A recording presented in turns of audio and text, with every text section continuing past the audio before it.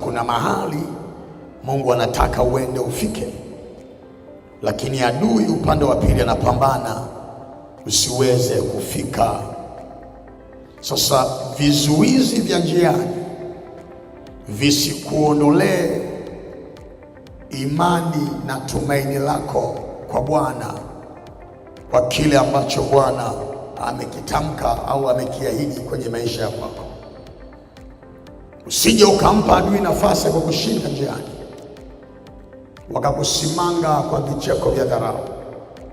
Mungu aliyekuita yeye ni mwaminifu, naye atafanya.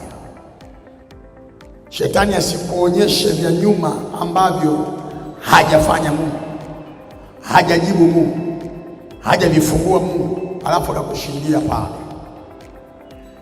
Mshinde shetani kwa matendo makubwa ambayo Mungu ameshakutendea siku za nyuma, na umwambie hata kama hakufanya pale, lakini alifanya pale. Kwa hiyo unavibeba vile, unamwambia shetani, huwezi kunishinda hapa, nimeuona uaminifu wa Bwana. Mungu anachotaka kukiona kwako, anachotaka kukiona kwako ni uimara, kusimama imara, lakini usije ukayumbishwa njiani, usije ukatetereka njiani. Mungu anataka kukuona ukiwa imara kila hatua. Mungu atakayokupa ya kufanya kitu, usikuje mikono, fanya.